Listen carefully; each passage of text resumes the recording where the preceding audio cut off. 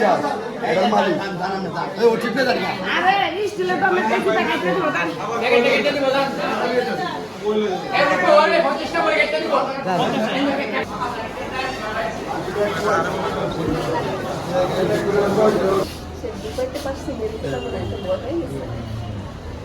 আবার আমি কেটে লিয়ে ঘুরি সেকেন্ড এটা আপনার ওই ইয়া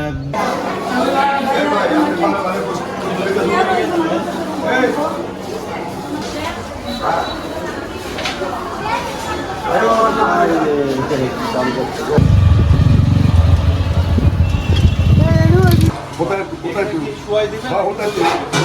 আপনি চলে যান তাহলে আপনি বসেন বসেন না আপনি বসেন একটা কাটবে কি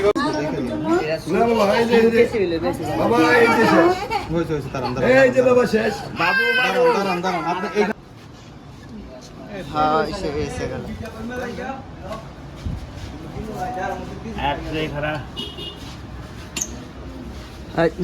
এটা ভাগ করেন দিলু ভাই এটা ভাগ করেন আদিস আটকা না দরিস আবার কুনাডা চাংসিটা সুড়ান এই যে বাবা শেষ হয়ে গেছে বাবা হয়ে গেছে এই জানেন দাঁড়ান এইটা বাবু বাবা একটু আসতে বাবা একটু ধরে আছে না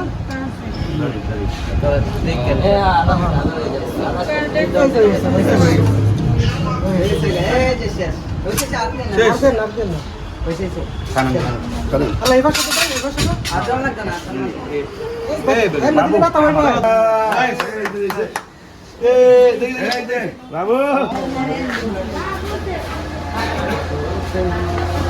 অন্তিম নামে 2 বছরের একটি ছেলে তার বাসা হচ্ছে ব্রাহ্মণবাড়িয়া আমাদের কাছে এসেছিল তার মাথায় একটা রান্নার পাতি তার মাথায় ঢুকে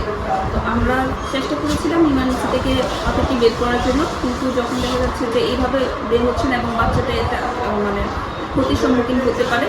তখন আমরা আমাদের কিছু মেডিকেল অ্যাসিস্ট্যান্ট ছিল এবং আমাদেরই আরেকজন স্টাফও তার নাম বাবু পাশে হচ্ছে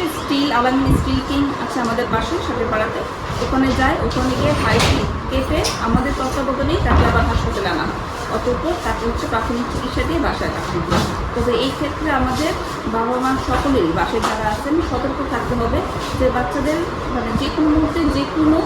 রকম দুর্ঘটনা ঘটতে পারে বিশেষ করে বালতিতে ছোটো বাচ্চা 1-2 বছরের বাচ্চা দেখা গেছে যে পানি দিয়ে খেলতেছে খেয়াল করে নেই দেখা যায় যে ডুবে মারা যাচ্ছে এই যে বাচ্চাটা পাতিল ঢুকেছে মাথায় বেশ কিছুক্ষণ থাকলে সেটা যদি নাক পর্যন্ত চলে যেত বাচ্চার শ্বাসকষ্ট হয়ে তার মারাত্মক ক্ষতি হয়ে যেতে পারে এবং মৃত্যুর সম্মুখীন হইতে পারে সেই কারণে বিশেষ করে ঈদের সময় মানুষের ব্যস্ততাও বেশি থাকবে পরিবারের সবাই যেন ছোটদের প্রতি খেয়াল রাখে এই ব্যাপারে সবাইকে নজর রাখতে হবে